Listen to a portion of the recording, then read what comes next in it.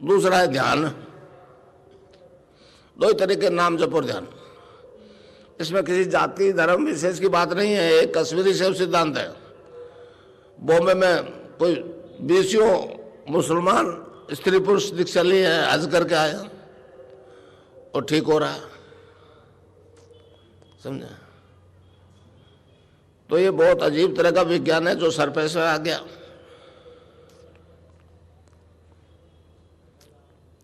कलयुग के आदि गुरु मच्छिंद्रनाथ जी थे,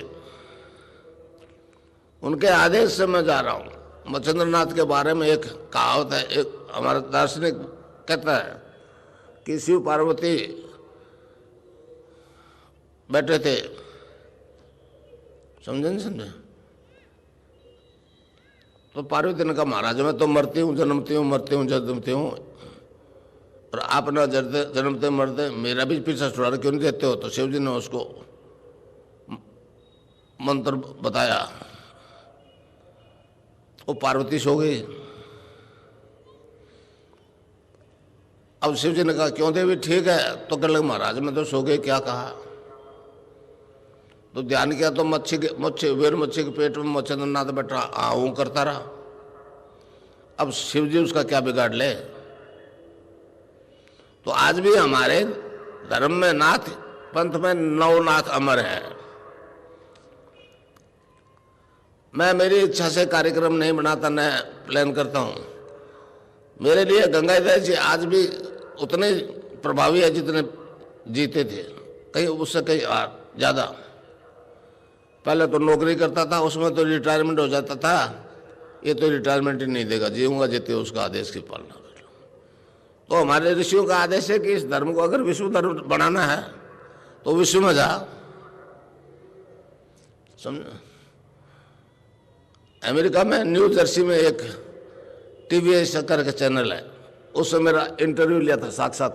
उसमें बहुत बड़े बड़े नेताओं का इंटरव्यू है, समझे ना समझे। उसमें मैंने कहा था कि मैं डॉलर लेने नहीं आया हूं, इस ज्ञान का दान करने आया हूं। वहां मैंने उनको कहा कि वैदिक मनोविज्ञान कहता है शरीर की रचना 7 प्रकार के कोषों से हुई है, उसके अंदर आत्मा है। मैंने कहा उस हिसाब से ऋषियों ने 4 कोषों की वर्णन किया। तो पहले मैटर से शुरू किया, मैटर से, अन्न से बनने वाला कोष, अन्नमय कोष, प्राणमय कोष, मनोमय कोष और विज्ञानमय कोष। फिर आनंदमय कोष, चित्तमय कोष और सत्यमय कोष। तो मैंने उनको कहा भैया 4 कोष तुमने खूब चेतन कर लिए, अन्न प्राण मन और विज्ञान। सच्चिदानंद जो है, जिसे हम कृष्ण को सच्चिदानंद कहते हैं ना, सत प्लस चित प्लस आनंद, सच्चिदानंद। मैंने कहा जब तक वो 3 कोष चेतन नहीं होंगे तुम्हारा मैटर मानव शांति नहीं कर सकता। मैटर प्लस स्पिरिट, फिर कोई रोक नहीं रहेगा, समझे। मैंने कभी भी ज्ञान का विरोध नहीं किया। मैं कहता हूं अंदर जो डॉक्टर बैठा है उसने जो ज्ञान बाहर वाले को दे दिया उतना ही जानता है, उससे आगे नहीं जानता। अंदर जो बैठा है वो तो उसके पास तो ज्ञान की पराकाष्ठा है। जैसे कुंडलिनी को मदर ऑफ यूनिवर्स का है, समझे। तो मैंने कहा दोनों डॉक्टर मिल जाए फिर कोई रोग नहीं रहेगा। अब वो परेशान जी इसने अंदर वाले डॉक्टर की और बात कह दी, मगर जब योग होने लग गया तो अब वो चुप, बोले नहीं। तो इस प्रकार जो योग होगा उससे सारे रोग खत्म होंगे शारीरिक, अब मानसिक रोग भी खत्म हो जाएंगे। 80% बीमारियां मेंटल टेंशन से रिलेटेड है। और मेडिकल साइंस के पास नशे की दवाई से अचेतन कर देना, 8-10 घंटे के लिए वो थोड़ी भूल जाता है, जो ही नशा उतरा वो टेंशन वैसा वो रोग वैसा। नशा तो हम भी करवाते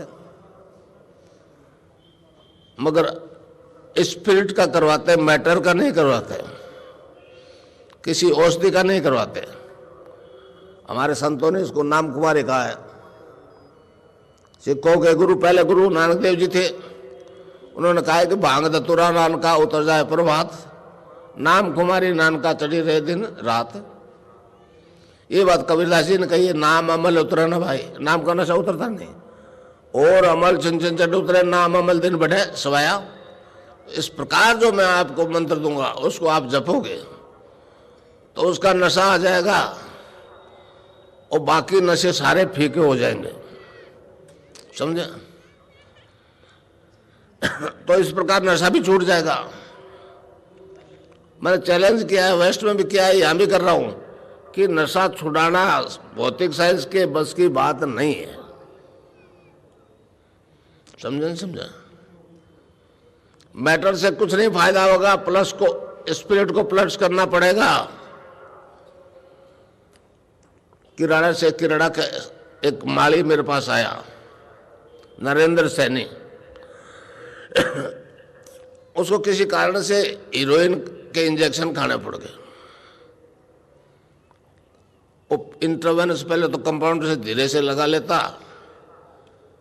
और फिर 8-10 रोज लगाना पड़ेगा तो हाथ से लगाता, 10 प्रिक करता तब कहीं खून मिलता। तो मेरे पास बीकानेर आया, उसका बहनोई बीकानेर में ड्राइवर, अब तो रिटायर हो गया। दूसरे दिन से इंजेक्शन बंद का, एक गोली नहीं ली। जोधपुर में डॉक्टर्स को बताया, मैंने कहा ये क्या है, तो उन्होंने कहा जी हमारी साइंस कहती है ये आदमी जिंदा रहने का हक ही नहीं रखता। वो आज भी केरड़ा गांव में ट्रैक्टर चलाता है अपना, उसने इंटरव्यू दिया है खुद। पश्चिम ने उसको पटा, उन्होंने कहा कि ये तो बहुत गजब हो गया।